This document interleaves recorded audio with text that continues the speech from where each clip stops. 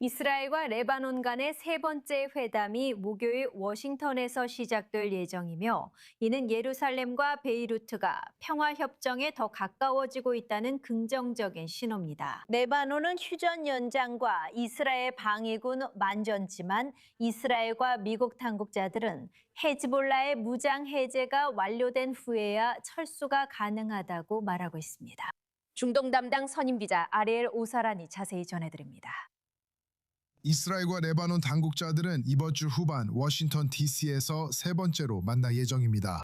의제의 최우선은 헤즈볼라 무장 해제입니다. 레바논과 이스라엘 정부 간에는 문제가 없으며 이스라엘은 레바논 영토를 주장하지 않습니다. 전반적으로 저는 레바논과 이스라엘이 곧 평화협정을 맺어야 한다고 생각합니다. 두 나라의 문제는 이스라엘이나 레바논이 아니라 헤즈볼라입니다.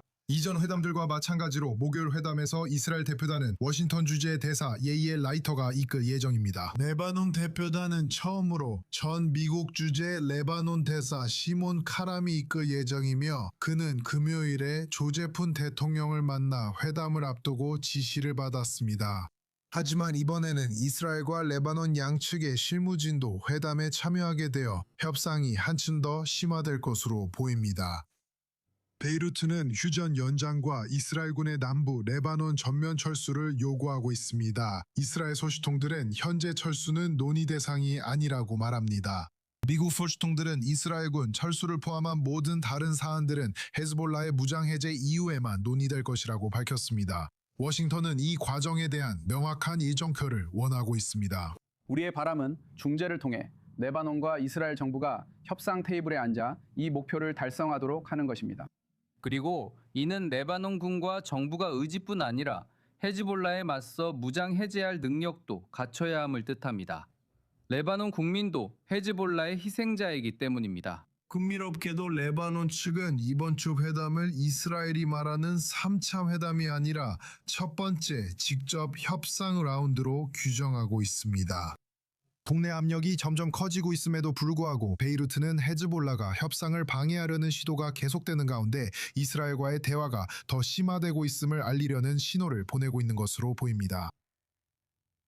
현장 소식을 전해드리기 위해 저희는 지금 바로 현재 특파원 발렉 슬라틴과 연결합니다. 그는 이스라엘 북부에서 저희와 함께하고 있으며 최근 몇 시간 동안 북부 여러 지역에서는 로켓이나 드론 위협을 알리는 사이렌이 울렸습니다. 그리고 조금 전 이스라엘 국방군이 레바논 일부 지역 주민들에게 즉시 대피하라는 긴급 경고를 내렸습니다. 그 전선에서의 최신 상황은 어떤가요? 어떤 소식 전해주실 수 있나요? 대피 경고와 관련해서 레바논 남부의 3개 마을에 대피 경고가 내려진 직후 방금 몇 분 전 현지 보도에 따르면 이스라엘이 레바논 남부 나바티에 지역을 공격했다는 소식이 전해지고 있습니다. 이는 레바논 남부의 이 마을들과 도시들에서 헤즈볼라가 사용하는 건물들로부터 멀리 떨어져 대피하라는 경고가 내려진 이후에 발생한 일입니다. 물론 이는 하루 종일 시돈 지역을 포함한 여러 지역에 대한 다양한 공격이 있었던 것에 더해진 것입니다. 시돈은 좀 더 북쪽이지만 여전히 베카벨리도 아니고 당연히 수도 베이루트도 아닙니다. 반면에 헤즈볼라는 계속해서 공격을 이어가고 있습니다. 말씀하신 대로 자라이드의 갈릴리 상부 지역에서는 드론 침투와 같은 지역을 향한 로켓 공격으로 인해 사이렌이 울렸습니다. 헤즈볼라가 이스라엘 북부 지역의 마을이나 그곳에 주둔한 군사 전초기지를 향해 감행한 공격에서는 현재까지 사상자나 피해에 대한 보고는 없습니다. 즉 이스라엘 국방군 RDF에 따르면 그렇지만 하루 종일 헤즈볼라가 다시 폭발물 드론을 사용해 레바논 남부, 레바논 내부에 있는 이스라엘 군인들을 향해 공격을 감행했다는 내용의 성명을 RDF가 계속해서 발표하는 것을 볼 수 있었습니다.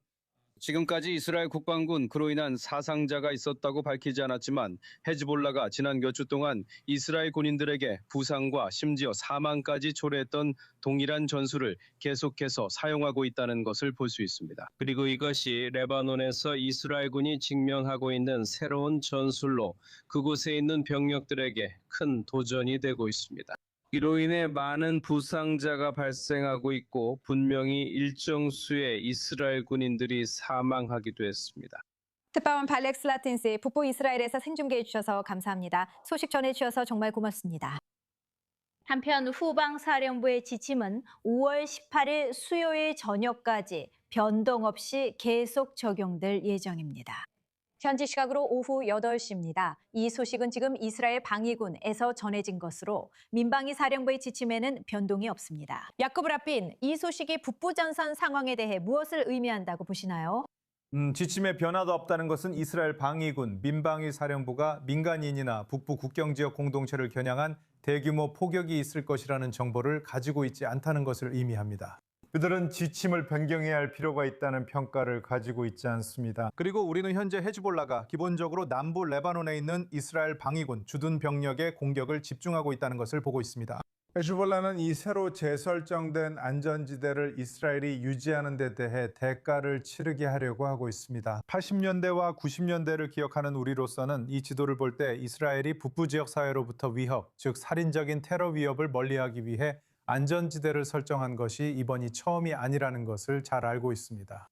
그리고 헤즈볼라 테러 조직이 이스라엘 방위군의 주둔에 대해 대가를 치르게 하려고 하는 동안 이스라엘 방위군 역시 이번 전쟁 내내 헤즈볼라에게 막대한 대가를 치르게 했다는 점도 주목해야 합니다. 2,000명 이상의 헤즈볼라 테러 조직원이 사살되었습니다. 그들의 많은 역량과 대부분의 화력이 파괴되었습니다. 그리고 헤즈볼라는 기본적으로 본래의 모습으로 돌아가고 있습니다. 즉 게릴라 테러 세력으로서 사실상 남부 레바논에서의 주권 통제를 상실했고 그곳에서 국가 안의 국가처럼 행동했지만 여전히 기습 공격, 저격, 급조 폭발물 설치 등과 같은 조직적 전술을 기억하고 있습니다. 이제 헤즈볼라는 우크라이나 러시아 전장에서 들여온 폭발성 드론 위협까지 도입했습니다. 그리고 이스라엘 방위군은 이제 이 심각한 문제에 대한 작전적 해결책을 마련하기 위해 시간과의 싸움을 벌이고 있습니다. 그래서 이것이 레바논과 관련된 상황이 향하고 있는 방향입니다. 그리고 이 일이 진행되는 동안 워싱턴의 야키, 이스라엘과 레바논 간의 세 번째 회담이 열리고 있지만 위협은 여전히 남아 있습니다. 바로 헤즈볼라의 위협입니다. 베니타, 전쟁이 없으면 협상을 하고 협상이 없으면 전쟁을 한다고 말할 수 있었으면 좋았겠지만 우리는 미국인들 때문에 이 전쟁을 수행하는 데 있어서 매우 제한적입니다. 그들은 이란 문제에 집중하고 싶어 하기 때문에 큰 제약을 둡니다. 그들은 레바논에서 확전이 일어나는 것을 원하지 않습니다. 그래서 이스라엘은 때때로 지난주에 봤던 것처럼 베이루트에서 여기저기 작전을 벌이기도 합니다. 하지만 원칙적으로 이스라엘은 레바논에서의 작전에 제한을 받고 있고 이것이 전쟁을 수행하는 데 큰 장애물이 되고 있습니다. 결국 우리는 이 문제로 미국과 마주해야 합니다. 이런 상황이 오래 갈 수 없기 때문입니다. 30초 남았습니다. 마무리 말씀 부탁드립니다. 오웬 울티만. 동의합니다. 이스라엘 입장에선 협상에 더 많은 추진력이 필요합니다. 레바논이 첫 회의를 열며 용기 있는 첫걸음을 내딛었습니다. 어떤 의미에서는 다차에서의 작전 이후에도 이 세 번째 협상이 진행된다는 것이 좋은 신호입니다. 하지만 우리는 레바논 측에서 더 많은 노력을 봐야 합니다. 모두가 헤즈볼라의 무기를 빼앗을 수 없다는 것을 알지만 베니타, 적어도 진전은 있어야 하고 레바논의 반보이콧법 집행을 완화할 필요가 있습니다.